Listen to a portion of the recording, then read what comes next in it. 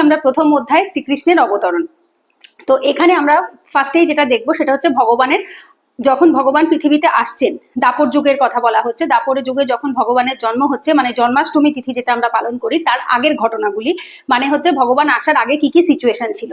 তো প্রথমেই শুরুতেই যদি আমরা দেখি, তো ধরিত্রী মা বা পৃথিবী মা সেই সময় প্রচন্ড ভাবে মানে খুবই কষ্ট পাচ্ছিলেন। কেন কষ্ট পাচ্ছিলেন? তার কারণ হচ্ছে পৃথিবীতে সেই সময় আসরিক প্রবৃত্তি বা খারাপ মানুষের সংখ্যা অনেক পরিমাণে বেড়ে গিয়েছিল এবং অরাজকতা মতো হচ্ছিল। তো যার ফলে কি হয়েছে, তিনি অত্যন্ত ব্যথিত হচ্ছিলেন, কষ্ট পাচ্ছিলেন, যার জন্য তিনি কার কাছে যাচ্ছেন, তিনি ভগবান বিষ্ণুর কাছে যাচ্ছেন। তবে ভগবান বিষ্ণুর কাছে যাওয়ারও আগে তিনি প্রথম কার কাছে গেছেন, পিতামহ ব্রহ্মার কাছে গেছেন। তো পিতামহ ব্রহ্মা এবং বাকি যারা দেবতা রয়েছেন তারা সকলে মিলে কার কাছে আসছেন, ভগবান বিষ্ণুর কাছে আসছেন।